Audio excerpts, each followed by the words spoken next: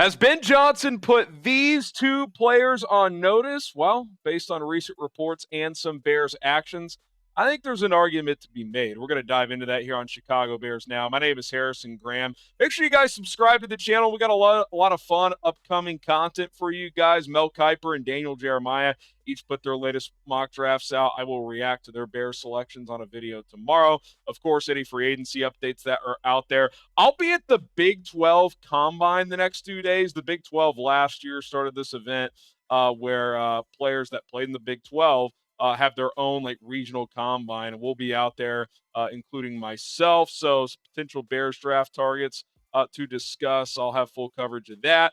We'll be live on Friday because of that event instead of Thursday, so keep that in mind and join us for that. Plenty more coverage to come as well. Make sure you subscribe, and let's get to those two players that I think Ben Johnson put on notice.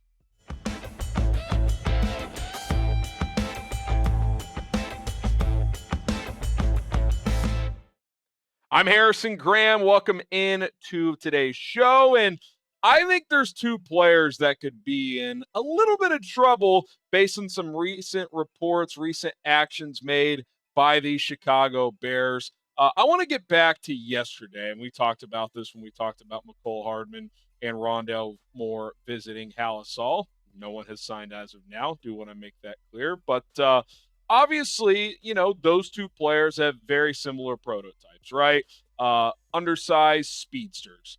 I think it's pretty clear that Ben Johnson would like to add a burner to this offense, and perhaps you could add in that maybe they're looking for a more explosive playmaker in the punt return game as well. But nonetheless, something we've talked about a lot is adding some speed to this offense, and both Mecole Hardman and Rondale Moore add just that, which I'm a fan of. Get one of these guys in here, get some more juice, more competition on the back end of your wide receiver position group.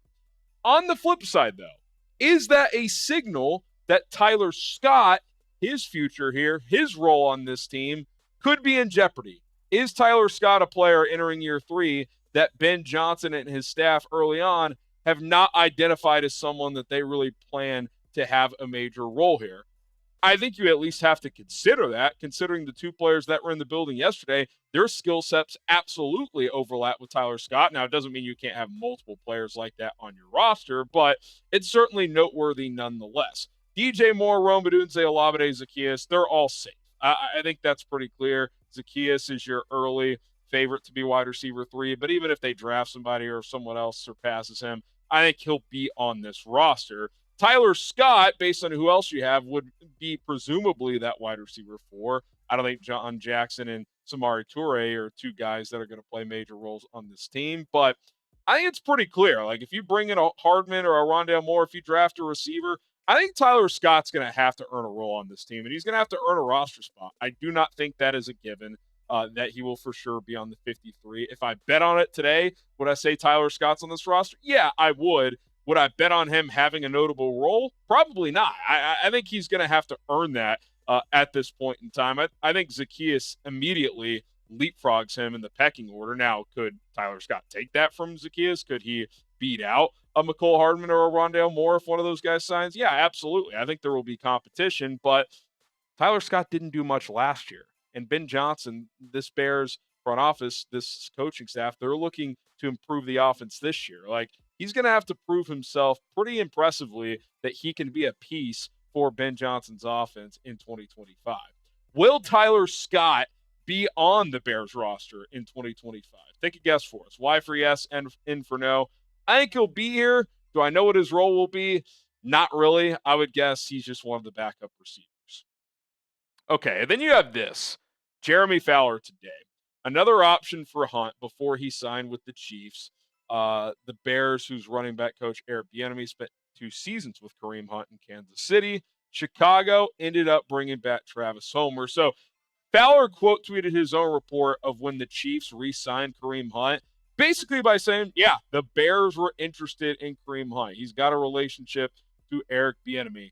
Obviously, the news of signing Travis Homer, which I don't think the two necessarily correlate. They're completely different players on a football team in the year of 2025. We'll get to the Homer stuff here in a little bit. This certainly caught my attention. Now, were the Bears full guns a-blazing to try and sign Kareem Hunt? He signed for $2.5 million, so probably not. But it sounds like at least a phone call was made. It sounds like the enemy might have pushed for it to get him on this roster. That is noteworthy, and I think it could be a signal that another player on this roster's moving forward is at least going to have to fight for a role for this upcoming season. We'll tell you who that player is coming up here in just a moment. But today's show is sponsored by our friends over at Turtle Beach. Are you a gamer? Well, if you are, get the best gaming headset and accessories from Turtle Beach right now. I'm rocking my Turtle Beach headset today, and when I game, it picks up audio so clearly. You're basically cheating when you wear these headsets. Get 10% off it with code chat at turtlebeach.com/chat. I personally recommend you get the all-new Stealth 700 headset, as the sound quality and comfort are incredible. The 3D spatial audio has taken my gaming to the next level, especially in fast-paced games like Fortnite or Call of Duty. The Stealth 700 headset also has the industry's first ever crossplay dual wireless transmitter system. That means you can seamlessly switch between your consoles and PC with just the click of a button. It gets even better. While being connected to your console, the Stealth 700 can connect with your phone for music streaming or taking calls at the same time. Listen to your favorite songs while gaming, all done with the Stealth 700. Head to turtlebeach.com/chat. Use code chat to get 10% off your entire order.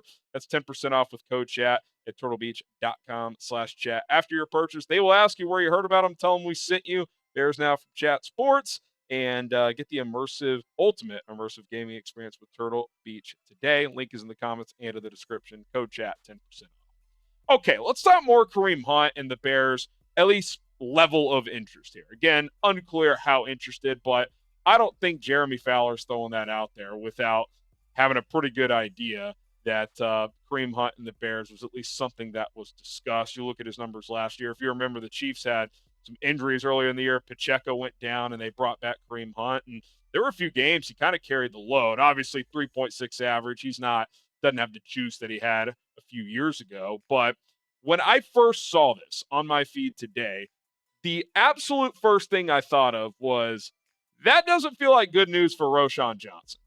Because to me, Kareem Hunt, had they signed him, I don't think that's a signal of, oh, that's the running back you're pairing with DeAndre Swift, or that's your or like a guy you would replace DeAndre Swift with. Completely different skill sets. And I don't think Hunt at this point in his career is someone you want as a part of a 1-2 punch here in Chicago.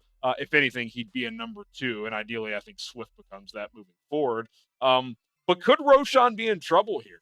Because Kareem Hunt, at his core, at this point in his career, he's a short yardage thumper. Like, getting 200 carries last year with the Chiefs, that was kind of just a desperation situation for Kansas City. They had to get someone in there that could hand the ball off to on the fly, and he knew the system and all that stuff. Like, I think moving forward, he's probably a 6 to 10 touches per game type of guy, which is, when you drafted a Roschon Johnson, you were hoping he could be that type of player as a number 2 or a number 3. And the fact that they tried to sign Kareem Hunt, it makes me wonder, do they not value Roschon moving forward? And I can understand if that was the case, because his rookie year, he did some good things, right? He averaged over 5.5 or 4.5 yards per carry, had more touches both as a running back and a receiving back, and that was in a more crowded running back room. Remember, this year, Khalil Herbert was basically phased out, and after DeAndre Swift, there were carries to be had.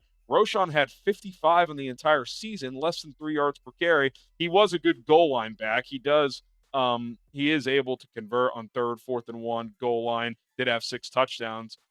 Can catch the ball, but I think the Bears are telling you there's limitations with what Roschon can do, and that's something I've said all offseason.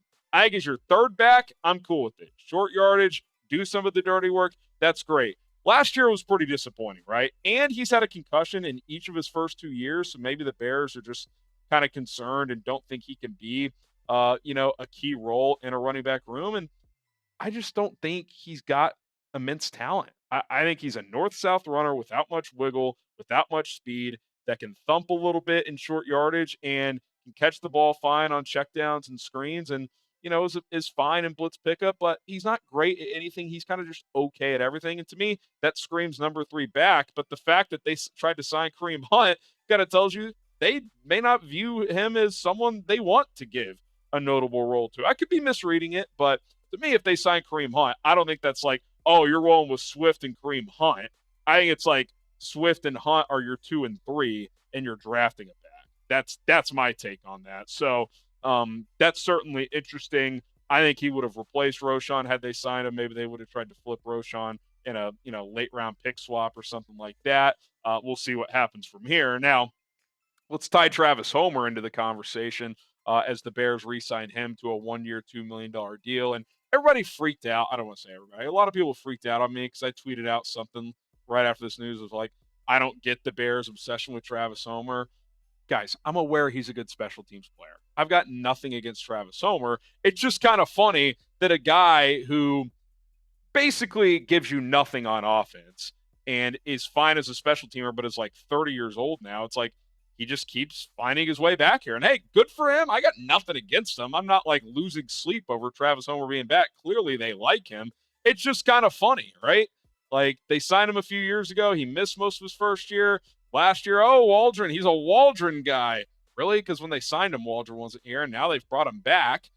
So to me, this is clearly a Richard Hightower sign. So I don't think, to Jeremy Fowler's tweet when he put the Bears ended up re-signing Travis Homer, I don't think him and Kareem Hunt are in the same category. Not that one's better at his job than the other. Travis Homer is a special teamer that can play running back. Kareem Hunt is a running back, if that makes sense. He had 200 carries last year. Travis Homer, I think, has less than 60 carries in his career.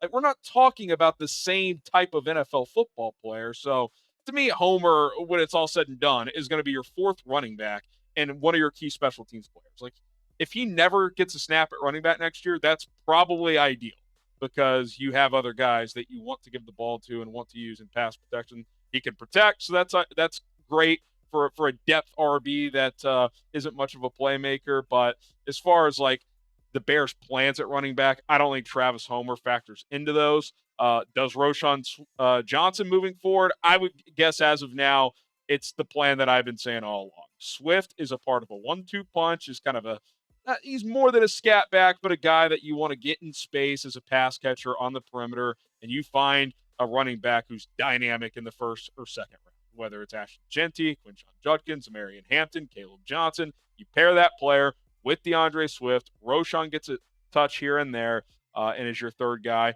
and that's it.